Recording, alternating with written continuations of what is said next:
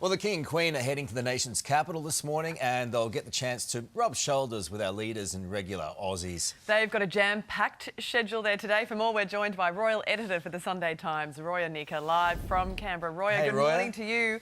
The King and the Queen's schedule is full today, isn't it? Talk us through some of the key engagements.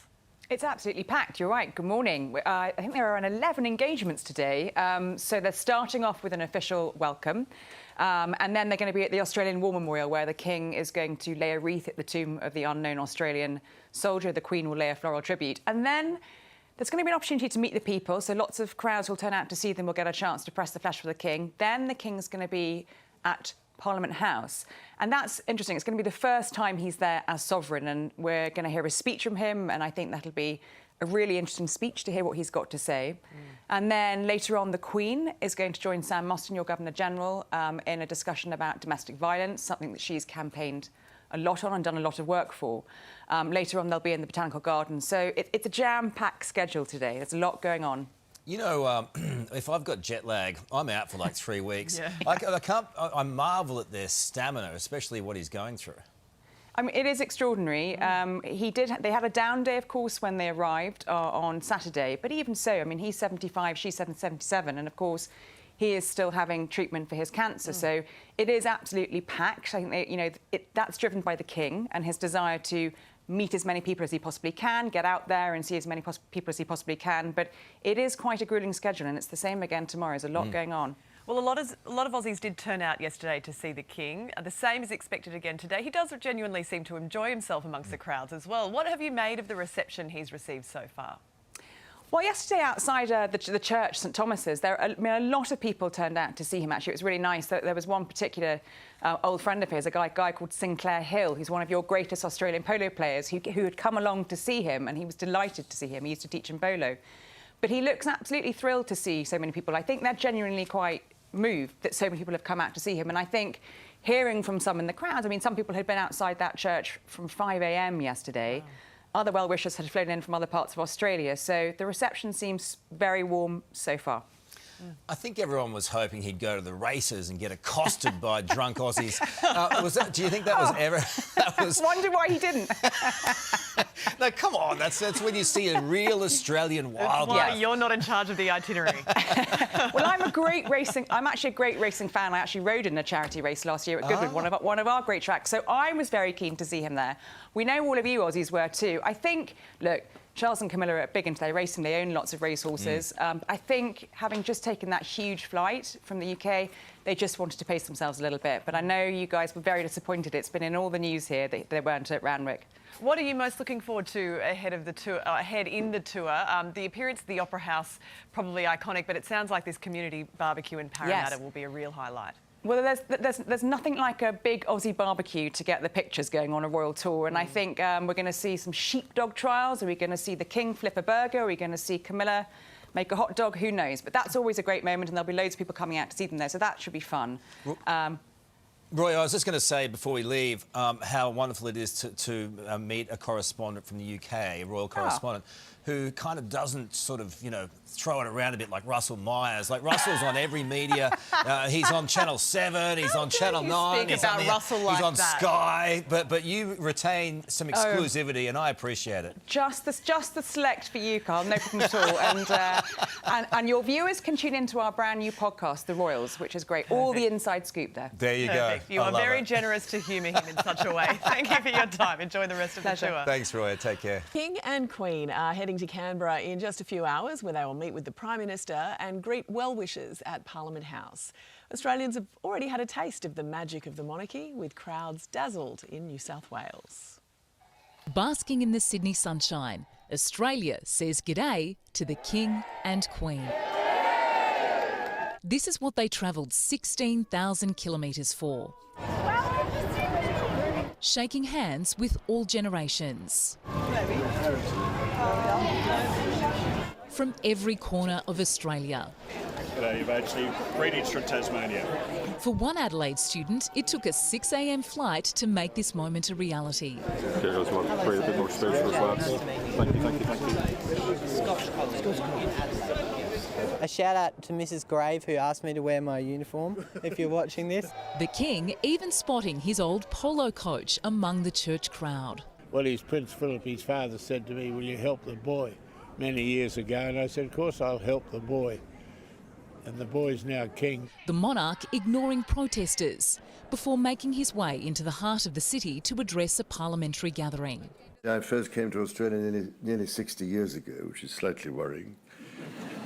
His love for our country still as strong now as it was then. It just remains for me to say what a great joy it is to come to Australia for the first time as sovereign.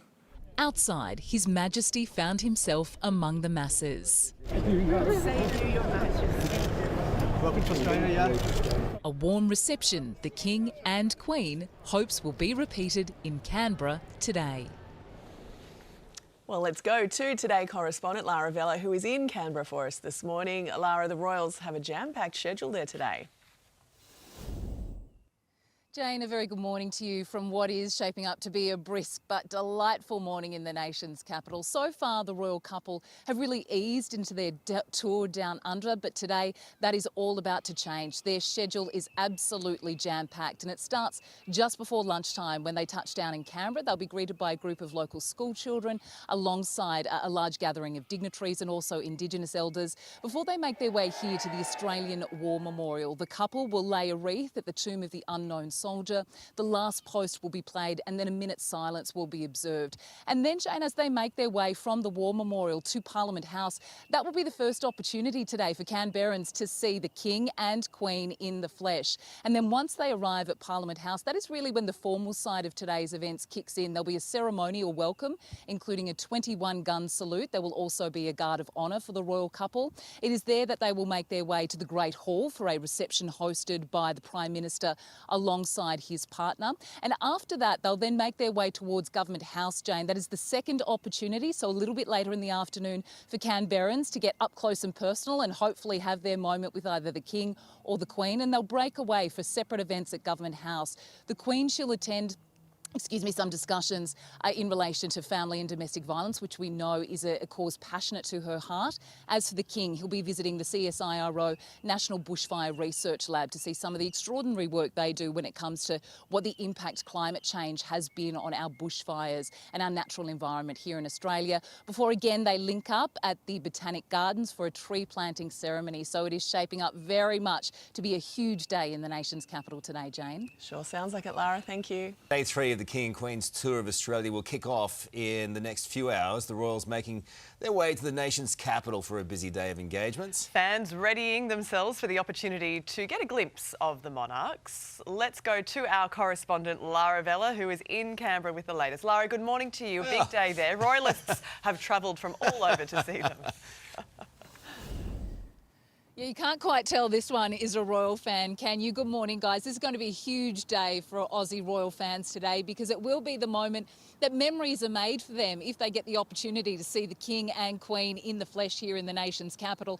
And someone who was driven all the way from Melbourne is 22-year-old Linton Martin. You are a huge royal fan. It started with a love of the royals from your grandma. She passed that legacy on to you, and I believe you dressed up as a 12-year-old for Book Week as the Queen. I've seen a photo of that. It was really quite spectacular. Tell me about the moment yesterday in Sydney. You got the opportunity to not only meet the King, but you shook his hand as well. Yeah, I was very fortunate to meet King Charles yesterday. I was starstruck. I was shaking afterwards and I had a little bit of a cry. It was just a dream come true, a dream come true. You had a speech in your head as well, prepped, but then nerves got the better of you. So what did you end up saying to him and what did he say to you in return? I was going to say, "G'day, Your Majesty," but I just said, "Welcome to Australia, Your Majesty," and he said, "Oh, look at your pins." So obviously I made a bit of an appearance and an impact on him. And what was the atmosphere like among the other royal fans in Sydney yesterday? It was electric. I went to the coronation last year and it was just like that. Pure emotion, adrenaline. The atmosphere was incredible. You are quite young for a royal fan. What is it about the royal family that touches your heart so much, that inspires you? Particularly my grandmother. However, there's just that tradition, that pomp, that pageantry and that union that the Crown creates that nothing else can do. Now tell me, what is the crown that you're holding in your hand here? Because there's a bit of a story with that too, isn't there? Yes, so for my 21st birthday, I had a 21-year-old royal-themed birthday party, and I got coronated with this crown. So some may call me King Linton. So what do your friends think of your royal obsession, particularly at the 21st birthday party? What was the reaction to that? I think they love my passion, but they probably also think I'm a bit of an idiot as well, but that's okay. I'm not going to please everyone. Well, look, Linton, you certainly look the part, and I know you're going to be trying to see the King and the Queen once again when they touch down here about mid-morning, guys. Their first official engagement will be at the Australian War Memorial, and then it moves to Parliament House. But no doubt, for fans, including Linton, it should be a wonderful day here in the nation's capital, Carl and Sylvia. Beautiful. Let's hope he gets to see the King and Queen again. Yes, royal waves right back at you. Good on you. Thank you, Lara. Jane. Hey there, Today fans. Sarah and... What's my name again? Oh my goodness, Carl. Hey, thanks for watching our YouTube channel, though. Subscribe now for more news, special reports and amazing Aussie stories. And Carl misbehaving, Whoa, of course. that never happens. Always happens. What's she talking about?